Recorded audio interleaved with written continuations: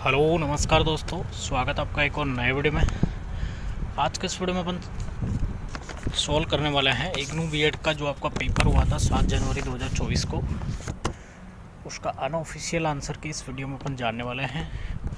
और इसमें अपन जो आपका सेक्शन 3 था एजुकेशनल एंड जनरल अवेयरेंस, उसका सॉल्व करने वाले हैं। तो वीडियो की शुरुआत करने से पहले आप हमारे चैनल पर नहीं हो, चैनल को सब्सक्राइब कर लीजिएगा और वीडियो को लाइक कर दीजिएगा।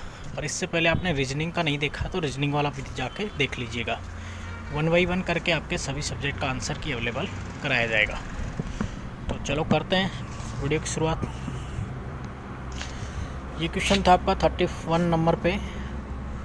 Who among the following is not associate with medicine in ancient India. ये कह रहा है निम्न में से कौन एक चिकित्सा से संबंधित नहीं था।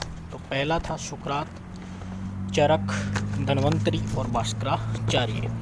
तो इसमें जो आपका राइट ऑप्शन था वो 4 नंबर है, यानी भास्कराचार्य नहीं थे। फिर आपका है 32, uplift of the backward class was the main programme of the, यानी पिछड़े वर्ग का उत्थान किसका मुख्य कार्यक्रम था। तो जो पिछड़ा वर्ग का जो मुख्य उत्थान का जो कार्यक्रम था वो था सत्यशोधक समाज, एक संस्था थी, उसका कार्यक्रम था जो ज्योतिबा फुले द्वारा स्थापित की गई थी। नेक्स्ट है आपका विच one of the following terrorist was not affected by the revolt of 1857, यानी 1857 की क्रांति के विद्रोह में प्रभावित नहीं हुआ था। तो झांसी आपका हुआ था, जगदीशपुर हुआ था, लखनऊ हुआ था, चित्तौड़ नहीं हुआ था। तो इसका राइट आंसर आपका 3 नंबर रहेगा। Which of the following is oldest destiny is India.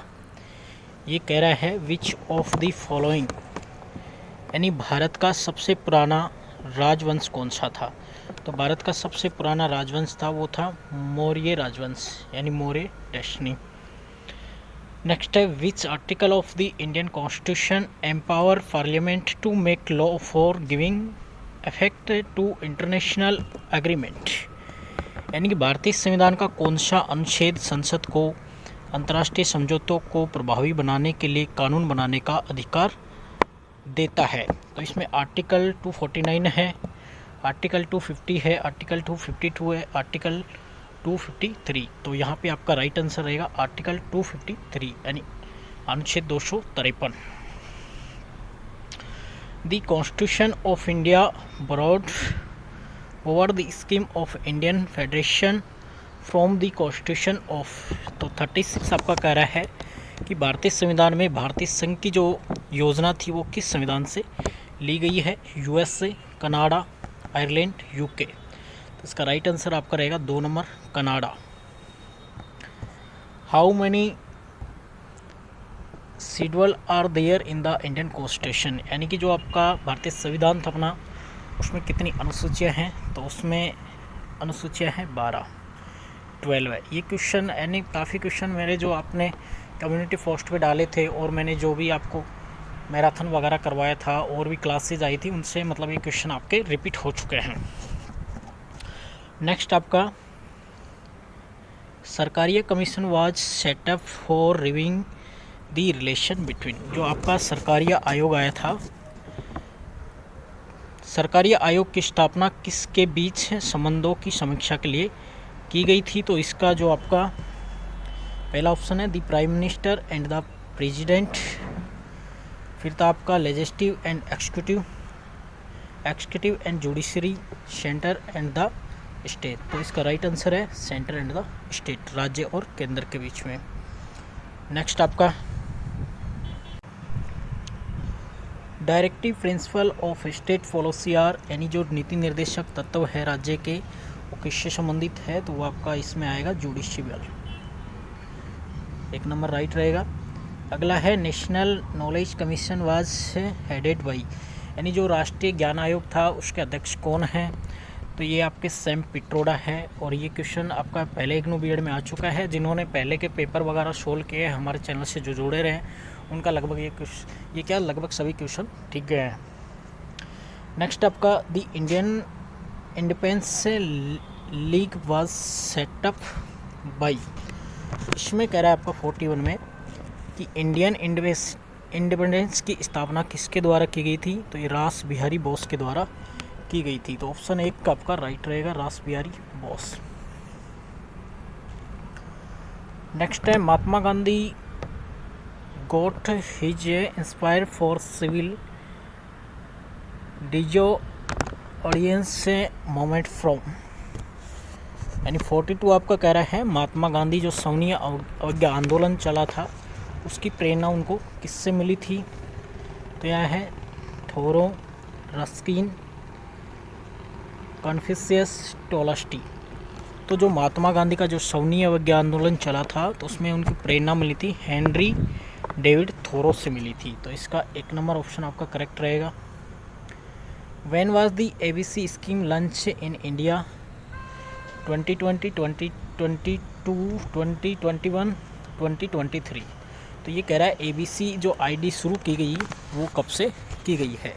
तो ये क्वेश्चन आपका कन्फ्यूजन में है, इसमें कंपलसरी का आता तो 2023 आता, और इसमें आपका भी पूछा है एबीसी आईडी का पूछा है, तो ये आपका 14 फरवरी 2023 को आया था। तो इसका 4 नंबर ऑप्शन आपका करेक्ट रहेगा।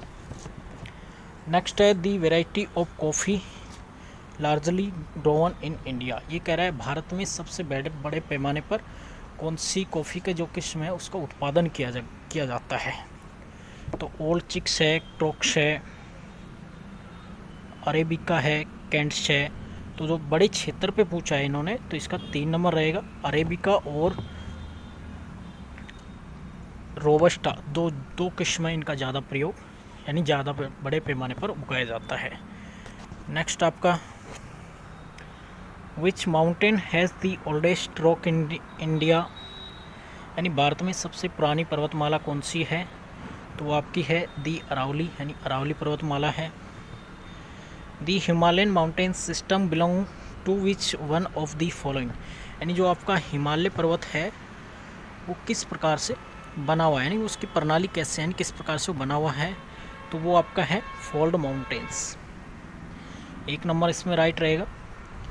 Which of the following is the longest dam in India. यानी भारत में सबसे लंबा बांध कौन सा है, तो सबसे लंबा जो बांध है आपका वह है हीराकुंड डैम। तो इसका 2 नंबर ऑप्शन आपका राइट रहेगा। और नेक्स्ट क्वेश्चन आपका what is the full form of MOOCS। यानी कि जो ये दे रखा है तो इसका फुल फॉर्म क्या है MOOCS का। इसके 2 क्वेश्चन आपके पेपर में आए हैं और मैंने पहले ही कहा था इसको आप अच्छे से थोड़ा रीड कर लीजिएगा। तो इसका जो फुल फॉर्म होता है वो आपका होता है massive open online courses, massive open online courses. तो इसका राइट आंसर आपका रहेगा 2 नंबर। फिर 49 है आपका NEP 2020 propose that learning should be. ये कह रहा है NEP 2020 का प्रस्ताव है कि सीखना होना चाहिए, तो वो आपका एक्सपेरिमेंटल होना चाहिए। तो इसमें आपका 2 नंबर राइट रहेगा।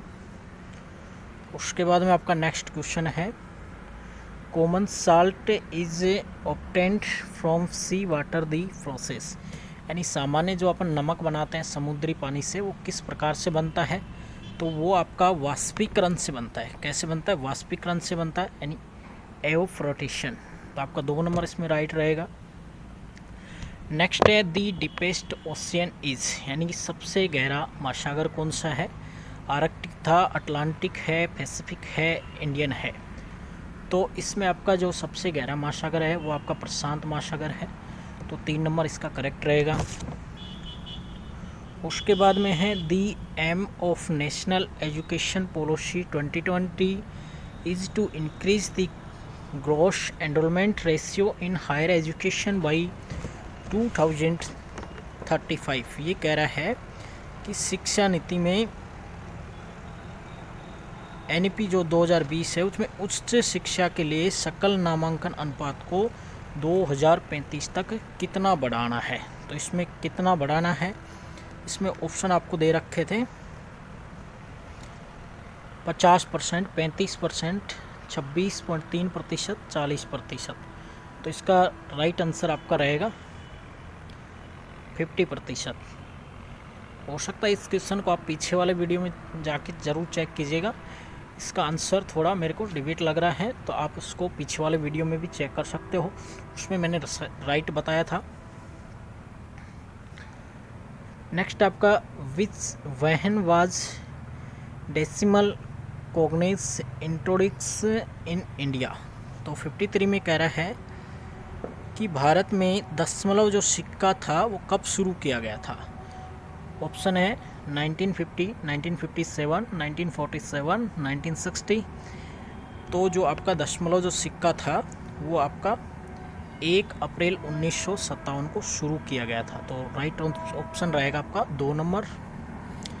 इसके बाद में अगला क्वेश्चन आपका what portion of land in India is covered with forest. यानी भारत में जो आपका वनों से आच्छादित भूभाग है वो कितना है, तो वो 1/3 है, यानी 1/3 है।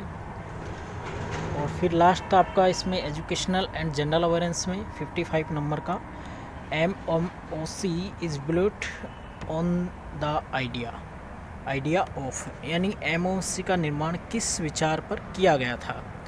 ऑप्शन 1 है group learning, peer learning, web based learning, cooperative learning, यानी समूह, सहकर्मी, वेब आधारित लर्निंग और सहयोगात्मक शिक्षा। तो इसमें देखो आपका ये ओपन एजुकेशन के लिए किया गया था, तो इसमें राइट ऑप्शन आपका रहेगा 3 नंबर वेब बेस्ड लर्निंग। तो ये आपका एजुकेशनल एंड जनरल अवेयरेंस का पार्ट था, उसका आपने सॉल्यूशन किया।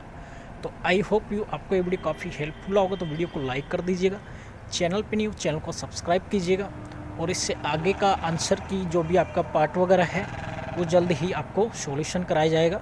और आपके इस पेपर में कितने आंसर ठीक हो रहे हैं, जो पार्ट 3 था सेक्शन 3 में 25 में से 25 में से, वो अपना मेंशन कीजिएगा। और वीडियो को अपने दोस्तों के साथ शेयर ज़रूर कर दीजिएगा। तो वीडियो को लास्ट तक देखने के लिए धन्यवाद। मिलते हैं एक और नई वीडियो के साथ, तब तक के लिए जय हिंद, वंदे मातरम।